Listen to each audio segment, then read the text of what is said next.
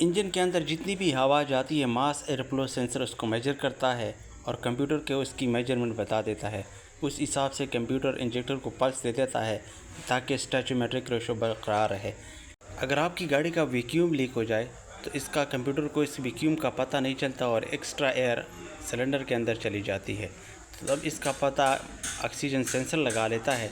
तो oxygen sensor computer को signal दे देता है कि आपने एक्स्ट्रा फ्यूल ऐड करना है ताकि जो स्टैचोमेट्रिक रोशे है वो बरकरार रख सके। तो इसके लिए ऑटो सर्जन वर्कशॉप इस्लामाबाद एक ऐसा टूल लेकर आया है ताकि आपकी फ्यूल एवरेज ख़राब ना हो और जल्दी डायग्नोस हो जाए।